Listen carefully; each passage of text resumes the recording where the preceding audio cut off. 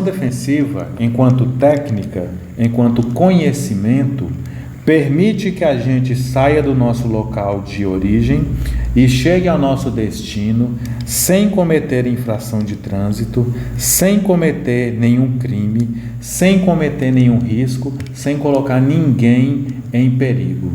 É a gente sair e chegar com segurança. A direção defensiva, ela divide-se em vários tipos. Delas, a gente tem a direção defensiva preventiva, que é a técnica onde um motorista procura prever possíveis situações de risco, ficar sempre preparado para reagir diante dessas situações e evitar surpresas. É a observação constante das condições do condutor, do veículo, da via para trafegar com segurança. A direção defensiva preventiva, o motorista está sempre preparado para lidar com situações que podem surgir. Ele sempre procura se colocar em situações em que, se surgir situação de risco, ele sabe como lidar com ela. Ele consegue prever e evitar essas situações de perigo. Isso é a direção defensiva preventiva.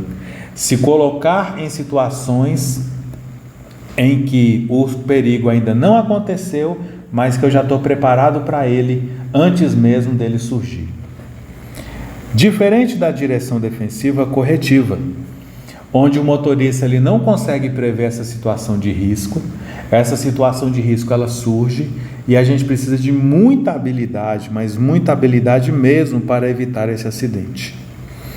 É a atitude que o condutor deve ter ao se defrontar com a possibilidade de um acidente, corrigindo situações não previstas. Por isso que é considerada direção defensiva corretiva. Geralmente, essa direção defensiva corretiva, ela é a direção defensiva de alto risco e ela é do condutor infrator contumaz. É aquele motorista que é o piloto profissional. É aquele que tem prática, é treinado, ele tem experiência e tem reflexo. Ele consegue se colocar em situação de risco e consegue corrigir aquela situação de perigo ou situação não antecipada. Só dar um exemplo aqui para vocês, só um instantinho.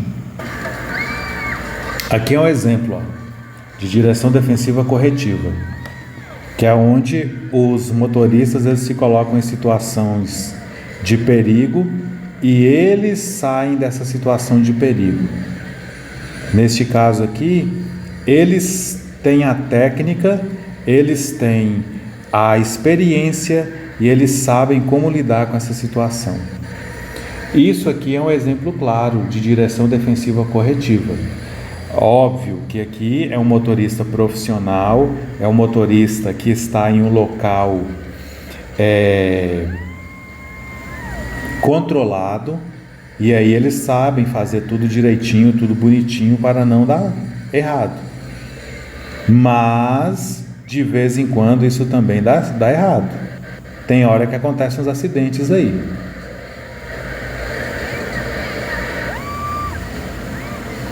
Então esse é o exemplo de direção defensiva corretiva.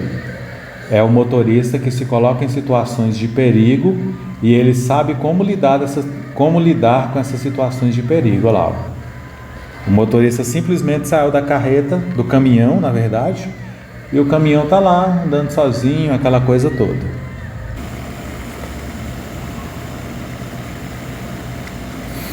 E temos também a direção defensiva agressiva.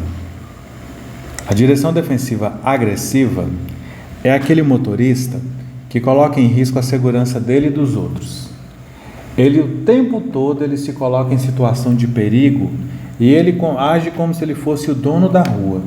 Ele age por arrogância, por ignorância, ele faz valer o seu direito a qualquer custo. Ele pensa que ele tem mais direito do que os outros na via. E infelizmente o trânsito está cheio desses motoristas que pensam que eles têm o direito maior do que os outros. E na verdade, o meu direito, ele começa onde o do outro termina e ele termina onde começa o do outro. Eu tenho o mesmo direito do que os demais usuários da via. não é maior nem menor, ele é igual. Por isso que nós precisamos praticar a direção defensiva preventiva. Então aqui nós temos o exemplo de uma comparação da direção defensiva corretiva e preventiva. Inclusive isso aqui é até um modelo, uma imagem da autoescola online que ajuda demais para a gente ter essa diferença. Na direção defensiva preventiva, o próprio nome já fala, a gente vai prever situações de perigo. Então, como a gente está antecipando ao risco, o risco ele é baixíssimo. Se ele é baixo, eu não preciso de habilidade para poder lidar com a situação. E ela é recomendável. Exemplo, se eu chego em um cruzamento e eu percebo que alguém pode desrespeitar o meu direito de passagem, se a preferência é minha, e eu percebo que alguém pode desrespeitar o meu direito, eu diminuo a velocidade, prevendo que possa acontecer um acidente. Quando eu chego no cruzamento, passa um veículo em alta velocidade. Eu previ, antecipei ao risco, o risco foi baixo e o acidente não aconteceu. Simples assim. A direção defensiva corretiva, por sua vez, ela é aquela que eu não antecipo o risco. A preferência é minha, os outros que resolvam para lá. O risco ele acaba sendo alto. E quando eu chego diante da situação, a mesma situação, me deparo lá com um veículo que vem a alta velocidade, eu preciso me virar para poder sair daquela situação de perigo. Eu vou frear bruscamente, eu vou desviar, eu vou ter que fazer uma manobra evasiva, que é uma manobra para sair de uma situação de perigo.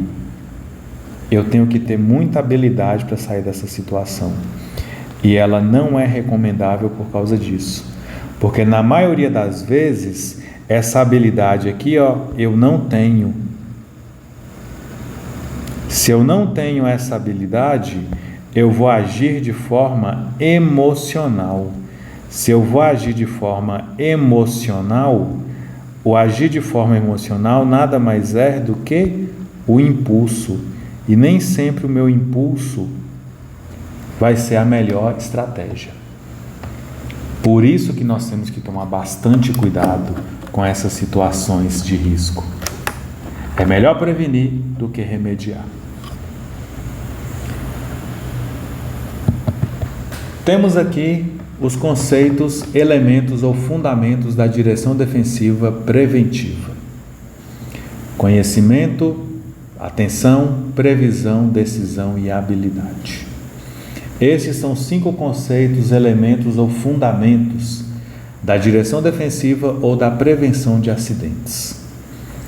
Eles são os conceitos que norteiam, que dão norte, que dão segurança na direção defensiva. Quando a gente fala de direção defensiva e a gente fala de conhecimento, estamos falando de um conjunto de informações a respeito das leis de trânsito. Por isso que a gente estuda processo de habilitação, registro e licenciamento do veículo, Sistema Nacional de Trânsito, educação para o trânsito, sinalização de trânsito, normas gerais de conduta, circulação de trânsito também, infrações e penalidades. Eu tenho que conhecer o que eu posso e o que eu não posso fazer no trânsito, o que eu devo e o que eu não devo fazer, e quais são as punições que eu vou receber quando eu desobedecer essas regras gerais do trânsito. Eu preciso conhecer também os perigos no trânsito. Como assim os perigos no trânsito? Por isso que eu estudo acidentes, tipos de colisões, condições adversas, situações perigosas no trânsito. A lógica é, se eu sei como acontece, eu sei como evitar. Se eu sei como ocorre e eu sei como evitar, eu só vou deixar acontecer se de fato eu for uma pessoa muito arrogante ou ignorante. Porque se eu sei a técnica, se eu sei como evitar, se eu posso evitar, eu vou deixar acontecer, Não tem outra palavra que descreve a não ser a arrogância ou a ignorância. Porque acidente, como eu repeti, só traz dor de cabeça, só traz prejuízo. Preciso conhecer também, pessoal, o veículo que eu dirijo. Não somente a questão da manutenção. Manutenção é fundamental? É. Eu preciso conhecer o meu veículo e ter certeza de que ele está em bom estado de conservação. Ter certeza de que eu posso sair com ele e que ele não vai me deixar na mão. Ter certeza de que ele está em bom estado de conservação e que eu posso fazer uma viagem e que eu posso andar com ele e que ele não vai apresentar nenhum tipo de falha mecânica previsível e que isso não vai afetar a segurança. Mas eu preciso também conhecer a reação desse meu veículo. Como assim, Farley? Eu preciso saber que se eu pisar no freio ele vai responder. Eu preciso saber que se eu frear bruscamente eu vou conseguir controlar ele. Eu tenho que saber qual vai ser a reação dele quando eu precisar virar a direção bruscamente. Eu preciso ter conhecimento sobre a reação do meu veículo. Eu preciso ter domínio do meu veículo. E o principal, que é o primeiro a ser considerado, ou que deveria ser considerado, e é o primeiro a ser ignorado, que é conhecer as condições que interferem no ato de dirigir como condutor.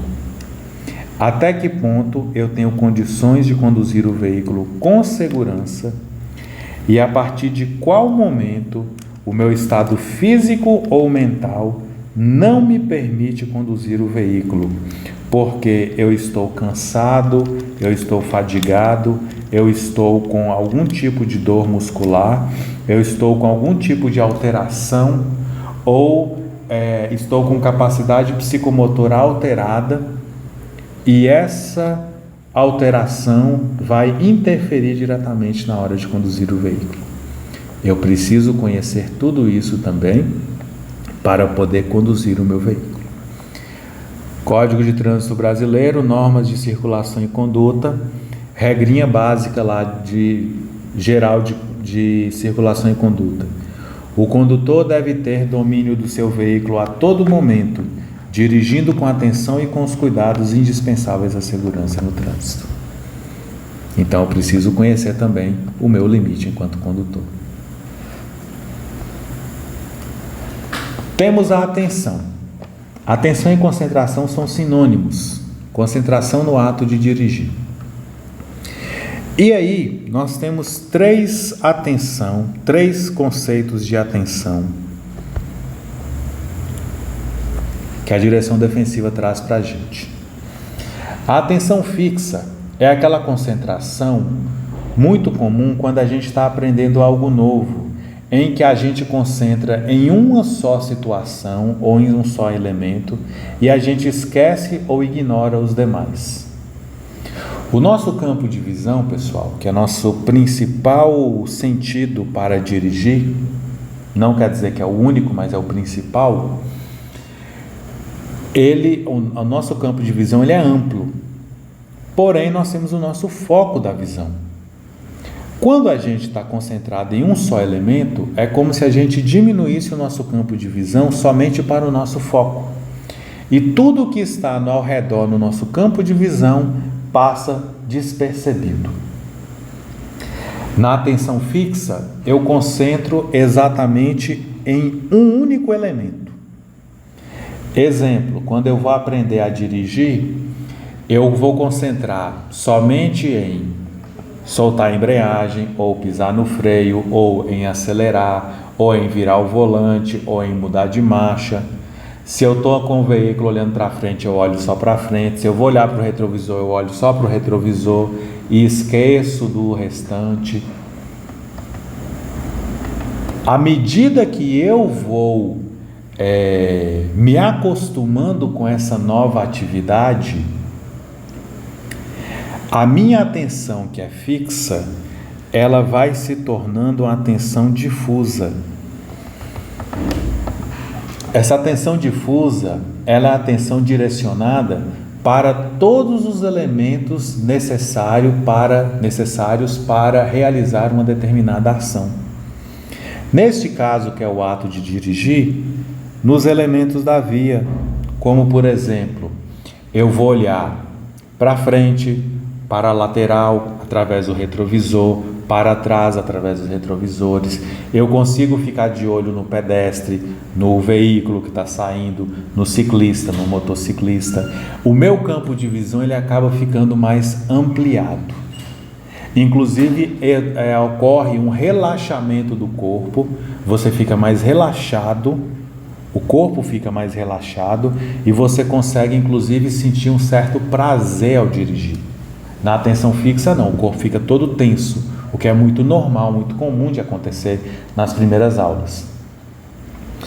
Então, à medida que a atenção vai se tornando fixa, eu vou observando todos esses elementos, os elementos da via, condição física do condutor, manutenção do veículo, tempo de deslocamento no percurso e várias outras situações que vão acontecendo. Eu já não preciso mais olhar para a chave de seta para ligar a seta, eu já não preciso mais olhar para o volante para virar a direção, eu já não preciso mais olhar para a marcha para poder mudar de marcha, eu já não preciso mais olhar para o painel para observar determinada situação, eu já começo a ficar mais relaxado. Então, a atenção difusa é uma concentração com o que está ao redor do veículo. Essa atenção difusa, ela sim é a recomendável para poder dirigir. Essa sim é a direção defensiva que eu tenho, essa sim é a atenção que eu tenho que ter para poder conduzir o meu veículo com segurança. Distração e trânsito não combinam, nunca combinaram. E aí nós temos a atenção dispersiva. A atenção dispersiva, assim como a atenção fixa, elas não combinam com o trânsito. É aquela pessoa que anda de forma desatenta e distraída. Qualquer coisa tira a atenção dela, tira o foco dela. A pessoa vai mudar a estação de rádio, ela fica ali na estação de rádio e esquece do que está ao redor. Passa um veículo de cor verde folha, ele olha, falta quebrar o pescoço para aquele carro que chamou a atenção. Uma pessoa atravessou fora da faixa, ele está ali olhando para a pessoa. Então, várias situações tiram a concentração da pessoa e ela não consegue concentrar no principal, que é o ato de dirigir. Isso é atenção dispersiva. Farley, isso quer dizer que nós motoristas ficamos 100% concentrados no trânsito? Não, a gente não consegue ficar 100% concentrado no trânsito. De vez em quando vai haver momentos de distração, mas diferente dos momentos de distração é aquela pessoa que anda distraída a maior parte do tempo. Ela não concentra no ato de dirigir. Aí sim entra a direção defensiva, aí sim entra a atenção dispersiva. Já é outra história.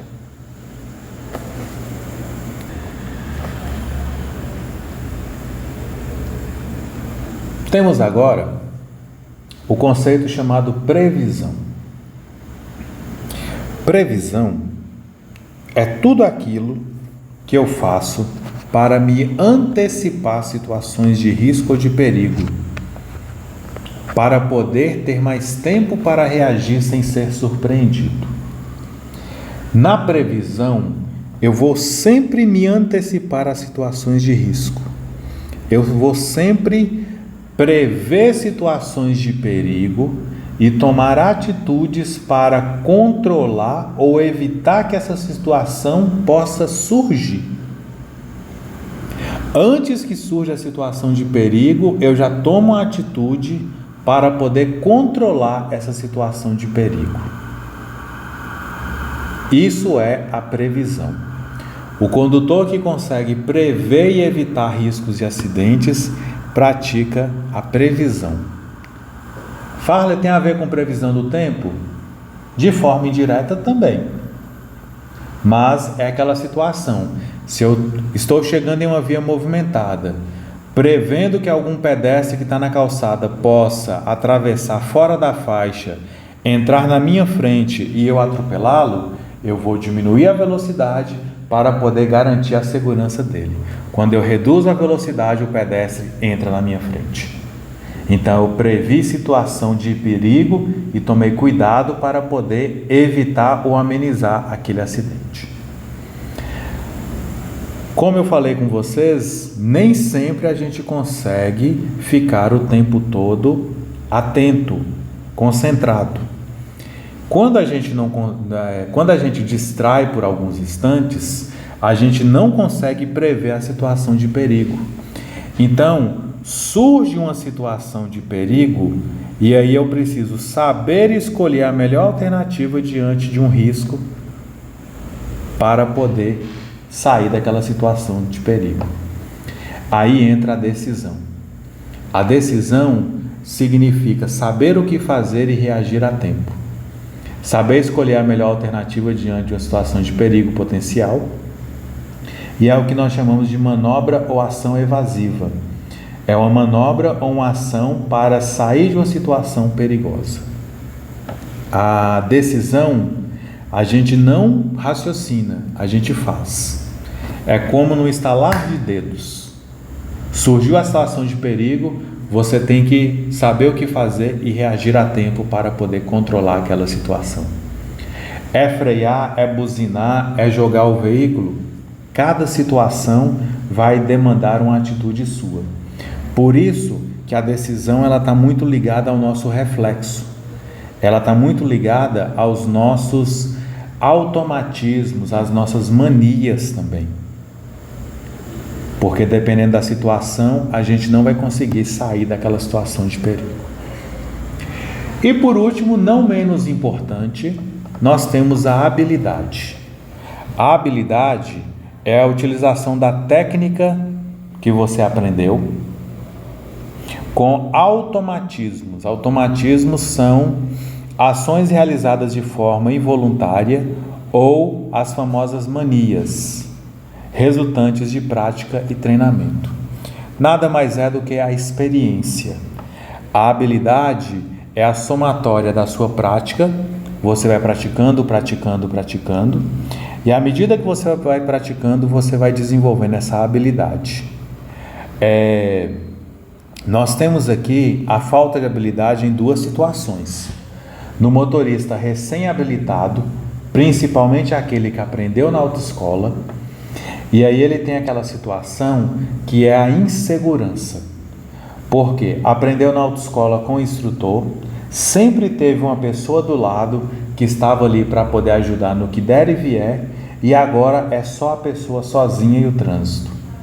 Então é normal a pessoa ficar insegura, a pessoa ficar nervosa, mas à medida que ela vai dirigindo, ela vai pegando o carro, vai pegando a moto, vai surgindo as situações que ela vai aprendendo a lidar e ela vai adquirindo, além de segurança, confiança em si. E temos o outro exemplo da falta de habilidade naquela pessoa que tem anos e anos de direção. Só que a diferença no caso da pessoa que tem anos e anos de direção é o excesso de confiança. Diferente da pessoa que está insegura, a pessoa que tem anos e anos de habilitação, ela se sente autoconfiante. Ela pensa que ela pode fazer qualquer manobra. E quando ela pensa que pode fazer qualquer manobra, ela faz aquela manobra que ela nunca fez na vida e que nunca precisou, obviamente, e ela não dá conta de fazer. Ela acaba se colocando em situação de perigo. Por isso que a habilidade, ela é adquirida. Ela vai ser com o tempo. Então esses são os 5 conceitos, elementos ou fundamentos da direção defensiva.